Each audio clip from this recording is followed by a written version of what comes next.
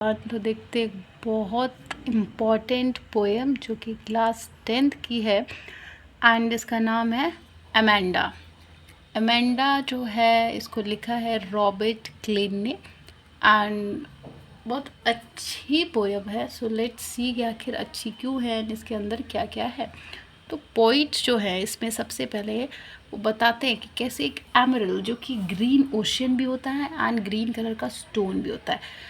तो वो बताते हैं कि जो अमेंडा है मतलब ऑब्वियसली एक लड़की है, इसमें तो आपको कन्फ्यूजन होनी नहीं चाहिए, और थी तो क्लियर हो ही गई होगी कि अमेंडा जो है एक लड़की है एंड इसी के ऊपर हमारे रॉबर्ट क्लीन ने ये पूरा पोएम लिखा है।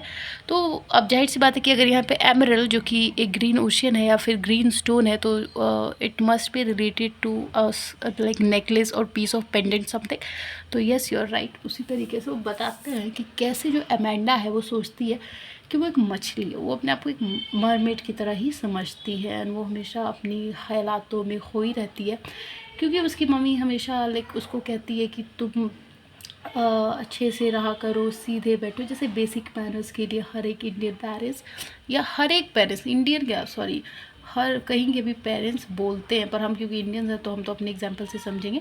तो जैसे हमारे पेरेंट्स हमेशा हमें बोलते हैं कम फ़ोन चलाओ, खाना हेल्दी खाओ, ग्रीन लीव्स खाओ, है ना, डॉक्टर्स भी हरी सब्जी खाते हो, हाँ खाया करो, ठीक है, और सीधे बैठो, झुक के मत बैठो, और इसके अलावा और क्या क्या बोलते हैं यार इंडियन पेरेंट्स, हाँ रोज़ नहाया करो, ऐसी ऐसी चीज़ें मतलब हमारे पेरेंट्स बोलते हैं, लेकिन हम बच्चों को अच्छी नहीं लगती क्योंकि हमें रोक टोक अच्छा नहीं लगता। हमारे लिए रोक टोक का मतलब है कि हमारे पेरेंट्स हमारे दुश्मन हैं, लेकिन जब बड़े होते तो समझ में आता है अरे यार वो दुश्मन नहीं थे, हम लोग ज़्यादा बेवकूफ़ थे। पर नहीं, हम सबको नहीं वो लोग कहते हैं ना बड़े लोग कि अभी जब अपना टाइम आएगा तो समझ में आएगा, तो सबको अपना टाइम आने के बाद ही समझ आता है, लेकिन अफसोस तब हम कुछ कर नहीं पाते। चलो पोएम पे बात छोड़ो। तो एमेंडा जो है उसको भी ऐसी बुरा लगता है जैसे हम सबको लगता है, मुझे भी लगता था, लेकिन पछतावा होता है।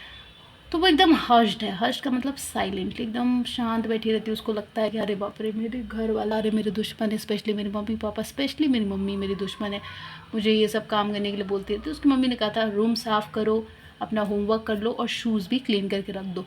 बाप रे, काम के लिए बोल दिया, कैसी है मम्मी, मैं क्या नौकरानी हूँ, ये हूँ ये हुआ, ये लगता है ना हमें, बाप दुश्मन है ऐसे लगने लगता है।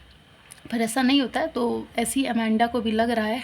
फिर उसके बाद वो क्या होता है ना, वो सोचती है अमेंडा की उसको एक पीस की कमी लगती है, फ्रीडम की कमी लगती है। उसको लगता है जैसे कि उसके पास ना ही शांति है ना ही कोई आदि है कुछ भी की, जो कि लगती है तो हर इंडियन स्टूडेंट या हर इंडियन बच्चा रिलेट कर सकता है कि सबको ये लगता है कि यार ये क्या ज़िंदगी है, कोई ज़िंदगी है क्या, कि अपनी मर्ज़ी से आ नहीं सकते, जा नहीं सकते, मम्मी मना करती है इसलिए नहीं जा सकते घर से बाहर, स्पेशली गर्ल्स। तो ये अमेंडा जी को भी यही दुख है।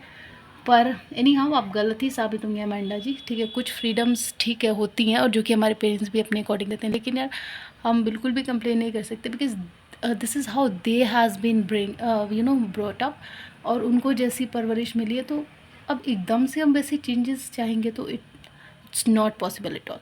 तो अमेंडा को भी थोड़ा समझना चाहिए। पर एनी हाँ आगे देखिए पोएम में क्या बताते। तो इसकी मम्मी जैसे चॉकलेट्स खाने के लिए भी मना करती हैं, ज़्यादा चॉकलेट्स खाने के लिए, कि मत खाओ दांत ख़राब हो जाएगा ये वो। तो इसको लगता है अरे अब तो खाने पे भी रोक टोक, जैसे हमें भी लगता ही है। काफ़ी रिलेटेबल पोएम है अमेंडा, तो रिलेट करो अपने आप से, याद रहेगा एग्ज़ाम में ज़रूर इसी को लिखना, सही नंबर आएंगे ना। तो कहती हैं कि चॉकलेट मत खाओ क्योंकि तुम्हारे फेस पे जो एक्ने हैं वो और भी तुम्हारे चेहरे को ख़राब कर देंगे। तो उसको ये बात भी अच्छी नहीं लगती है और सैड होकर बैठी रहती है। इसके अलावा जो अमेंडा है ना वो एक रुपेंजल को सोचती है, एक फेरी टेल की तरह सोचने लगती है कि रुपेंजल जो है उसके लॉन्ग गोल्डन हेयर्स हैं एंड वो ना एक टावर के अंदर वो कैद है, एक विच ने, एक भूत या फिर एक आत्मा या ड्रैगन ने उसको, आत्मा ने मतलब कब्ज़ा कैद कर दिया है एंड वो उसको वो वहाँ पे बहुत शांति है, वो बिल्कुल आराम से है वहाँ पे एंड उसको बचाने के लिए एक राजकुमार आता है, ठीक है। तो राजकुमार जो आता है क्योंकि उसके अंदर नहीं जा सकता टावर के अंदर, तो वो क्या करती है, जो रुपेंजल होती है वो उसके बाल क्योंकि बहुत लंबे और होते हैं तो उसको खिड़की से नीचे गिरा देती है और उसी से चढ़ चढ़ के वो उस टावर में जाता है और उसको बचा के निकल जाता है। लेकिन अमेंडा जो उस टावर से कभी भी नहीं बाहर नहीं आना चाहती, वो सारी ज़िंदगी उसी टावर में रहना चाहती है क्योंकि वहाँ पे बहुत शांति है और बिल्कुल फ्रीडम है, वो जो चाहे कर सकती है, वहाँ पे उसको कोई रोकने टोकने वाला नहीं होगा और वो अपनी मर्ज़ी की मालकिन होगी and she will do what she wish for. And हाँ, उसको लगता है कि शायद वो वहाँ पे खुश रहेगी और अपनी मर्ज़ी का कर पाएगी। बेचारी नहीं जानती कि मुसीबत में फंस जाएगी, है ना। पर चलो यहीं पे होती पोएम आपकी ख़त्म है। एंड बता, लाइक करना है, शेयर करना है, सब्सक्राइब करना है, कमेंट करना है। Thank you.